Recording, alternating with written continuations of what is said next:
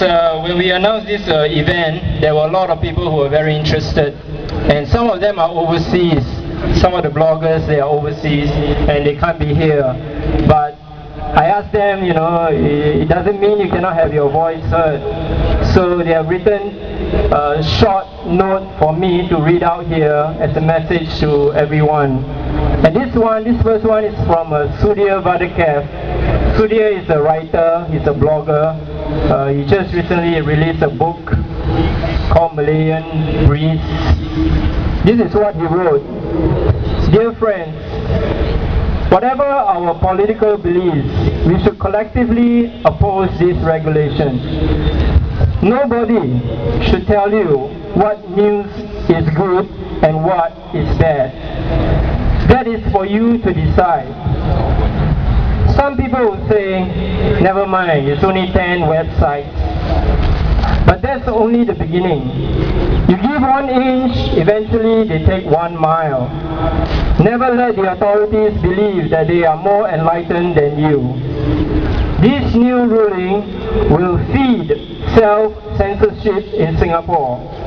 Definitely in all those 10 websites, but also amongst other online writers.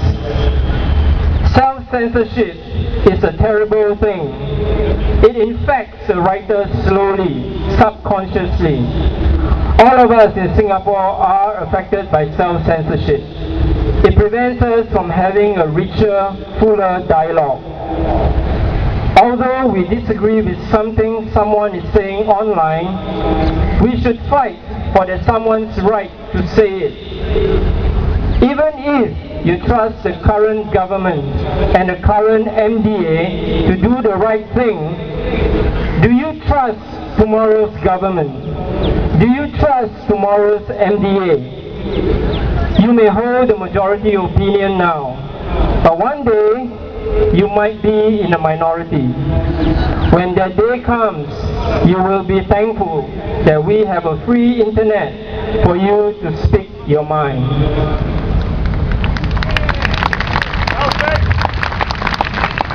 Thank you. Some of you may be old enough to remember a long time ago when Singapore had a very vibrant, even feisty media and press scene. And then something happened, 70s, 80s, and suddenly we only have 2 news media companies in Singapore. And honestly, we have been the worst off for it. And since the internet is here, we must do everything we can to protect that space. Because if you don't, you are just left with a media of newspaper and the radio and TV that tells you what the government wants you to hear. Our next speaker co-founded The Online Citizen with me in 2006. He's a lawyer now. When we first got together, he was a junior college student. He's now a lawyer and activist, very passionate, and he's still with The Online Citizen, although I'm not. So anyway, here's Mr. Chu Chen Si. Thank you.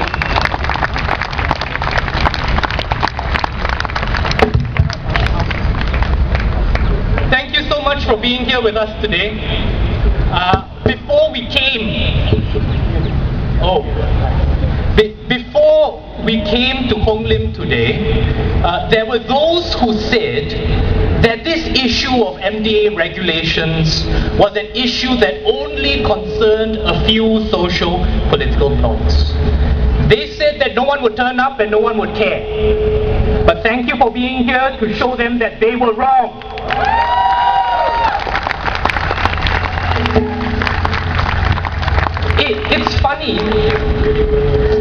It's funny when I hear the Minister for Communications and Information say that this is a movement of activists with far-fetched concerns.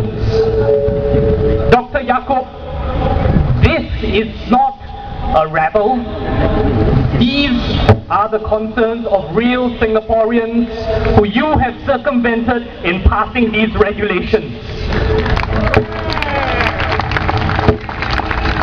And the message you have sent is this, that you don't trust us. You don't trust Singaporeans to handle the truth. You don't trust your people who elected you to handle the truth. Let me tell you this here in Hong Lim Park, you can't handle the truth.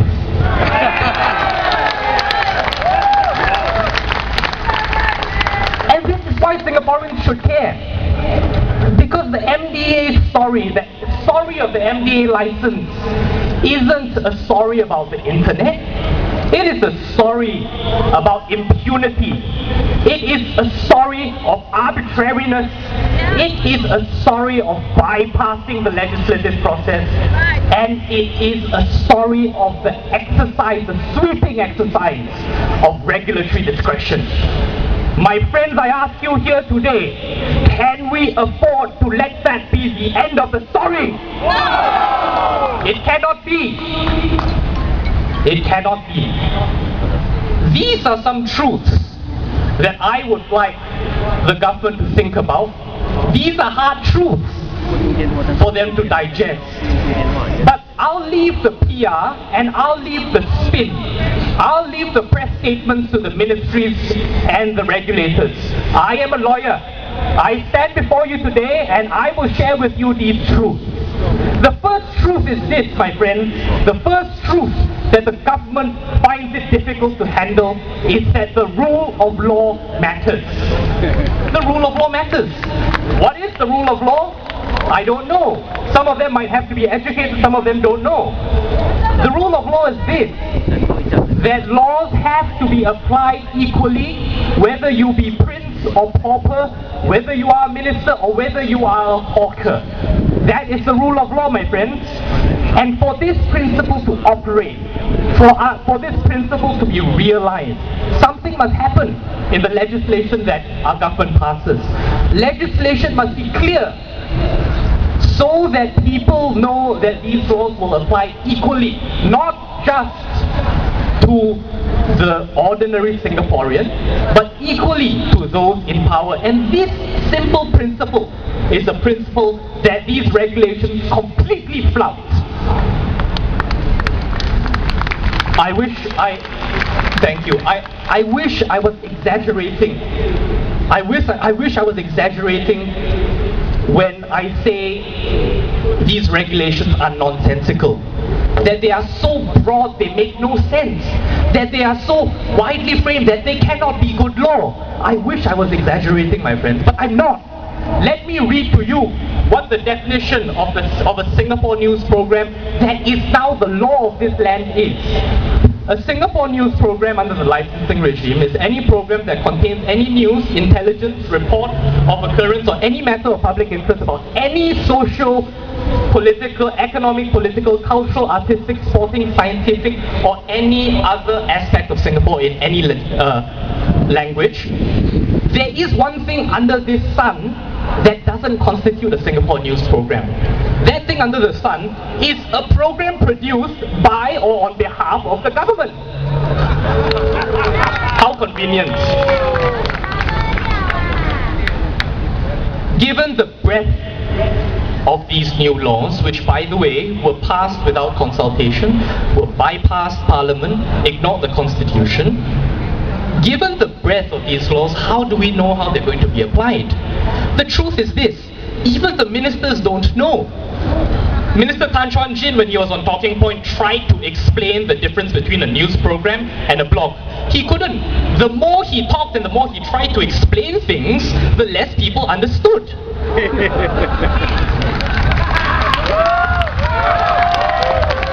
Who makes these things up? The reality is this. The MDA has said we are not going to apply these regulations on blogs at the moment, so there's nothing for you to be afraid of, right?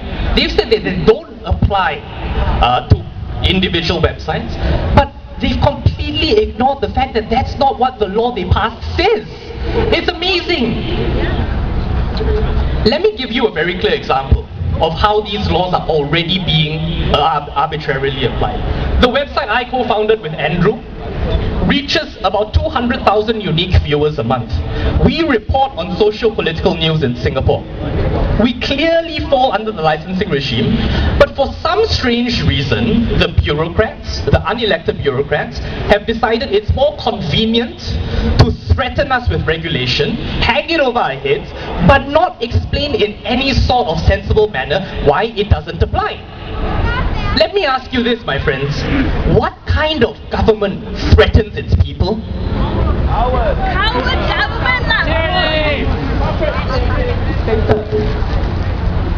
So, to Dr. Yaacob, I say this. The sword you hang over our heads, the heads of community websites, you use that sword or you put it down.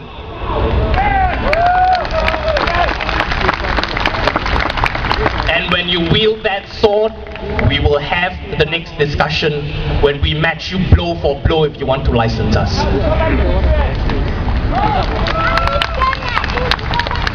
The second truth I want to share, my friends, the second truth that is crucial to our country is this. The Constitution matters. The Constitution of Singapore is the highest law of our land. This is a truth that is uncomfortable for our government to accept. It is uncomfortable because our Constitution guarantees our rights to freedom of speech and assembly. Our Constitution guarantees fundamental rights. And it only allows Parliament to restrict and cut down those rights in very limited circumstances. Now, obviously, the government will say, these are just regulations that we've passed. These are regulatory subsidiary legislation. It doesn't really matter very much. My friends, this type of behavior equates our freedom of speech with regulatory matters like traffic fines, regulatory matters like smoking in public places.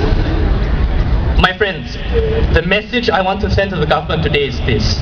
The truth is, our Constitution matters, and you need to treat it respectfully.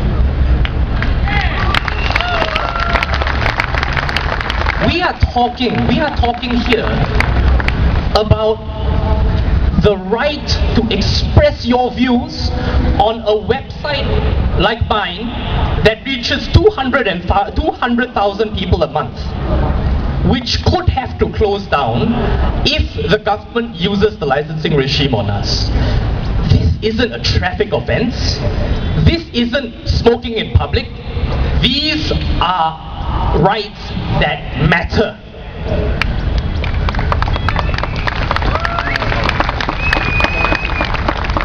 And believe you me, they know how much it matters. They know how much it matters because they've seen the public come out strongly against their policies on the internet. They see this, and it could be, I'm not saying it is, it could be they're afraid.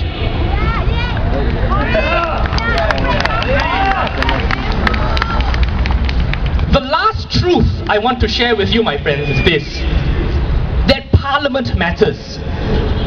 Parliament, no matter how little you think of government MPs, no matter how little regard you have for them, Parliament matters because Parliament considers, drafts, puts forward legislation after public consultation. This time around, they didn't even bother to ask parliamentarians, even their own MPs. They didn't bother to put this before our elected representatives, no matter how little you might think of them. They completely and arrogantly bypass the highest lawmaking body of our land. To Dr. Yaacob, I say, shame.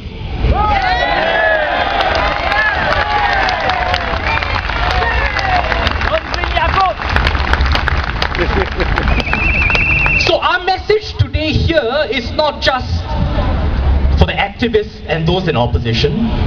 Our message here cuts across political divisions. Our message here to those in Parliament is this: if you want to rely on an unelected regulator to do your job for you, find a new one in 2016.